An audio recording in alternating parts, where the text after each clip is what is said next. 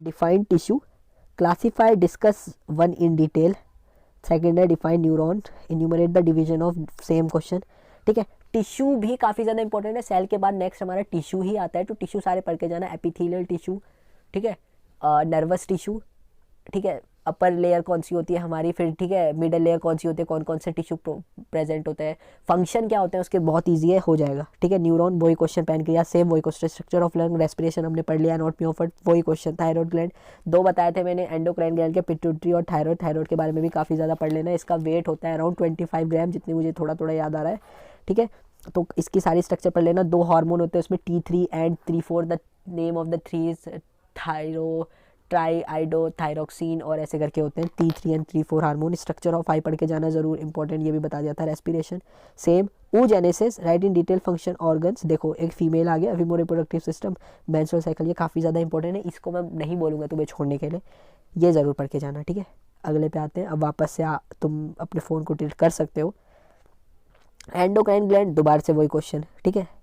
Thyroid gland दोबारा से वही question. The type of circulation describe in detail, blood supply heart, दोबारा से वही क्वेश्चन। ठीक है, write short notes on any three, deltoid muscle, joints, pituitary glands, ear ossicle. देखो मसल्स एक ऐसी चीज़ है जहाँ मैं तुम्हें बोल सकता हूँ कि यार कंपटीशन लेवल से पढ़ो, और कुछ जैसे हमारी कुछ मसल्स होती हैं फंडामेंटल में काफ़ी ज़्यादा क्वेश्चन पूछा जाता है, प्रैक्टिकल में डेल्टॉइड मसल्स के रिलेटेड भी और वैसे भी पूछा जाता है। ठीक है, तो ये मसल्स के बारे में याद रखना, खास करके इंट्रामस्कुलर इंजेक्शन में इंट्रामस्कुलर इंजेक्शन कौन कौन सी मसल्स पे लगा सकते हैं, ठीक है, इंट्रावेनस कौन कौन सी वेन्स पे लगा सकते हैं। ठीक है, तो ये सारी चीज़ें याद रखना, ये प्रैक्टिकल के पॉइंट ऑफ व्यू से काफ़ी रहता है, आप जितनी भी मेडिकल ड्यूटीज़ करोगे, ठीक है, उस वहाँ पे भी ये सारी चीज़ें काम आएंगी। Joint same question, pituitary gland same question. Ear ossicles, ear ossicles में बता दूँ पार्ट है ये हमारा फिजियोलॉजी ऑफ हियरिंग में, जब आप उसको फिजियोलॉजी आगे बढ़ोगे ऑडिटरी ऑसिकल्स पे पढ़ोगे, फिर जो हमारा आउटर ईयर है, फिर मिडल ईयर है, जिसमें हमारी तीन आती हैं, Malus, incus, steps. Malus hammer shaped होता है और इनकस स्टेप्स हमारी सबसे छोटी बोन है। उसके बाद आते हैं हमारे ईयर ऑसिकल्स,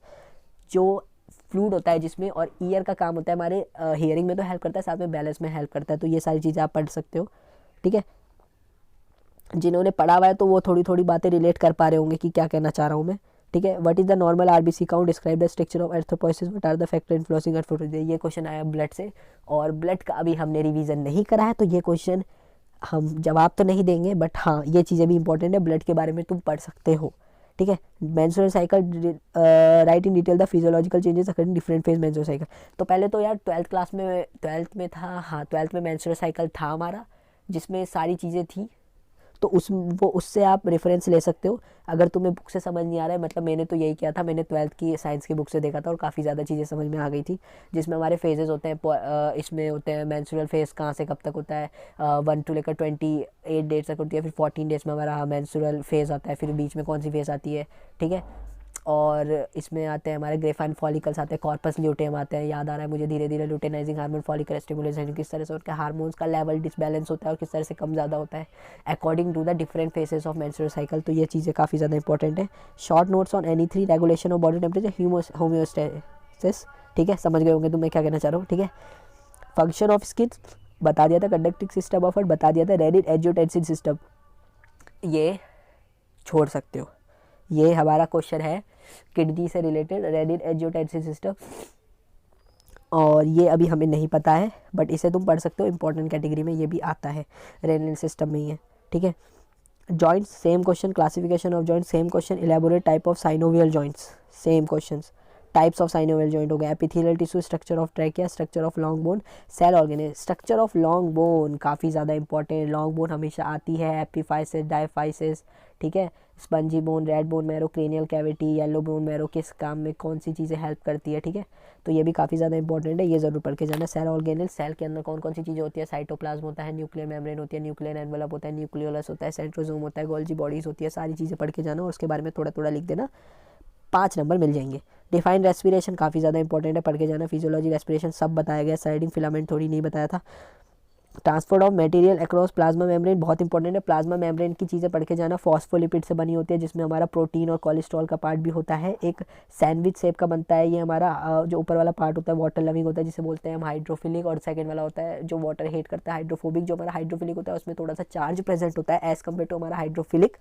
जो हाइड्रोफोबिक होता है उसमें कोई चार्ज प्रेजेंट नहीं होता है। तो रोजन विल्सन पढ़ सकते हो, इससे काफ़ी इजीली हो जाएगा। डीप इसमें नॉलेज करने की ज़रूरत नहीं है, अगर तुम पेपर के पॉइंट ऑफ व्यू से करो तो रोजन विल्सन में काफ़ी ज़्यादा चीज़ें दी गई हैं इसमें, ठीक है। सो अगला है डिफाइन न्यूरॉन। तो देखो यार, धीरे धीरे मैं ये जितनी भी सारी चीज़ें खोल रहा हूँ ना, तो मोस्ट इंपॉर्टेंट क्वेश्चन शायद तुम्हें अब धीरे धीरे पता लग गए होंगे कि इंपॉर्टेंट क्या क्वेश्चन आ रहे हैं, जो क्वेश्चन बार बार आ रहे हैं, ठीक है। तो अब मैं कुछ क्वेश्चन जैसे कि मैंने एक पेपर पे लिखे थे और इम्पॉर्टेंट जो इनके अलावा हैं वो मैं तुम्हें बता देता हूँ। तो अभी तुम मेरी आवाज़ ही सुनना, ठीक है। तो वही चीज़ें मैं उसे दिखा तो नहीं पाऊँगा, बट तुम सुन लेना एक बार, ठीक है। स्ट्रक्चर ऑफ आई, ये सारी चीज़ें हमने बता दी थी। कौन सा क्वेश्चन रह गया है हमारा, सेंसेस भी हो चुके हैं। तो यार हम पूरा घूम के देखें तो हमने ऑलमोस्ट सारी चीज़ें कवर कर ली हैं, ऑलमोस्ट। फिर भी अगर कुछ चीज़ें रह रही हैं जो तुम्हें लगता है कि ये भी इंपॉर्टेंट है नहीं, तो कमेंट सेक्शन में डाल सकते हो यार। मेरा भी फर्स्ट टाइम ही था ये वीडियो बनाने का, तो हो सकता है मुझसे कुछ गलतियाँ या मेरे से कुछ चीज़ें छूट गई हूँ, बट जितनी भी मुझे चीज़ें दिख के लग रही हैं, आई थिंक काफ़ी चीज़ें हो चुकी हैं, ठीक है। और आरबीसी के बारे में मैंने बता दिया, आरबीसी काउंट था, स्टेजेस ऑफ एर्थ्रोपोइसिस, फैक्टर इन्फ्लुएंसिंग एर्थ्रोपोइसिस, इसमें जब ब्लड का पढ़ेंगे तब आगे बताएंगे। डेल्टॉइड मसल बता दिया था, ईयर ऑसिकल्स, ठीक है। फिर ये आ गया था plasma membrane and physiology of muscle contraction, काफ़ी ज़्यादा इंपॉर्टेंट है। Circulation of cerebro spinal fluid, systematic circulation, ये भी काफ़ी ज़्यादा इंपॉर्टेंट है। स्पाइनल कॉर्ड में सेरिब्रो स्पाइनल फ्लूइड का सर्कुलेशन किस तरीके से होता है। और एक और इसमें आता है, आई थिंक फंडामेंटल में है, लंबर पंचर के लिए, तो वो भी एक प्रोसीजर है, वो भी आप पढ़ सकते हो, इससे रिलेटेड ही है। तो आप वो प्रोसीजर तभी पढ़ सकते हो जब तक आपको स्पाइनल कॉर्ड ना आए, तो स्पाइनल कॉर्ड पूरा ढंग से पढ़ के जाना है यार, वो भी सेंट्रल नर्वस सिस्टम का बहुत इंपॉर्टेंट चीज़ है। नर्वस सिस्टम काफ़ी ज़्यादा इंपॉर्टेंट है, क्लासिफिकेशन और उसके बारे में अगर आपको ढंग से नॉलेज हो तो, ठीक है। मेटाबॉलिज्म ऑफ प्रोटीन, ये भी काफ़ी ज़्यादा इंपॉर्टेंट है। एंड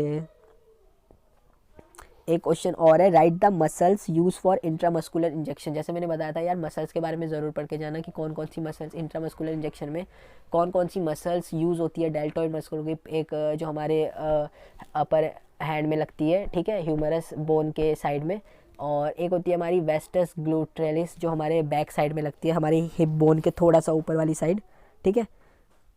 कार्डियक मसल्स होती है, कौन कौन सी होती है, ठीक है। और जो हमारा फीमेल रिप्रोडक्टिव पार्ट है उसमें से काफ़ी क्वेश्चन आते हैं, फैलोपियन ट्यूब के पार्ट बताओ, ठीक है। और मायोकार्डियम, उसमें होते हैं 3 पार्ट होता है, यूटेरस, और कौन कौन सी चीज़ें उसमें प्रेजेंट होती है, ठीक है। और रिप्रोडक्शन कहाँ पे जाके होता है फैलोपियन ट्यूब में, हमें सबको पता है, बट फैलोपियन ट्यूब में होता है, बट फैलोपियन ट्यूब में भी कहाँ होता है, उसके पार्ट्स हैं अलग अलग, तो वो भी चीज़ें पढ़ लेना। और ग्लोमेरुलर फिल्ट्रेशन रेट, ये रेनिन हमारे यूरिनरी सिस्टम से, ये भी काफ़ी ज़्यादा इंपॉर्टेंट है। ट्रेस द विजुअल पाथवे, तो ये देखो, ये क्वेश्चन ध्यान से सुनना, ट्रेस द विजुअल पाथवे, ये फिजियोलॉजी ऑफ उसका पूछ रहा है हमारा आई का, कि किस तरीके से काम करती है, तो वो भी काफ़ी ज़्यादा इंपॉर्टेंट है। Neural regulation of respiration, neural regulation, ठीक है, रेस्पिरेशन का हमें बताना है कि किस तरह से हमारा होता है, तो ये भी चीज़ें पढ़ लोगे, इजी है। वाइटल कैपेसिटी क्या होती है, नॉर्मल वैल्यूज़ क्या होती है वाइटल कैपेसिटी की। वाइटल कैपेसिटी मतलब नेम एनी 2 कॉन्ट्रासेप्टिव मेथड्स, ये हमारे रिप्रोडक्टिव से आ गया, ठीक है। Cranial nerves, papilla of tongues, ये काफ़ी ज़्यादा इंपॉर्टेंट तो नहीं है, बट एक बार को देख के चले जाना। So that's a wrap on this video यार। आई थिंक वीडियो काफ़ी ज़्यादा लंबी हो गई है, बट यही थे यार इंपॉर्टेंट क्वेश्चन। और अगर वीडियो अच्छी लगी हो, मेरी फर्स्ट वीडियो थी, और अगर मैंने कुछ गलतियाँ कर दी हो तो जस्ट कोई नहीं यार, ओके सॉरी, फर्स्ट वीडियो थी मेरी। और अगर वीडियो सही में थोड़ी सी भी अच्छी लगी हो तो लाइक करना, और कुछ चीज़ पार्ट अच्छा नहीं लगा हो या कुछ मैंने गलतियाँ करी हो तो यार ऐसे चले मत जाना, प्लीज़ उसे कमेंट सेक्शन में लिखना, ताकि कोई वीडियो देख रहा है तो उसे कोई गलत नॉलेज ना मिले। कमेंट सेक्शन में ज़रूर लिखना कोई सी ऐसी गलती, क्योंकि मुझे पता है कुछ गलतियाँ तो हुई होंगी यार, मुझसे फर्स्ट वीडियो थी। तो बस यही है यार, that's a wrap on this video and bye. So, if you understood this video, then make sure you share the link of this video with all of your nursing friend circle. And if you like this video, then please give a big thumbs up. And if you want some more videos about the nursing field, then comment on it. I will be surely make this video for you. And that's a wrap on this video. तब तक के लिए take care yourself and bye.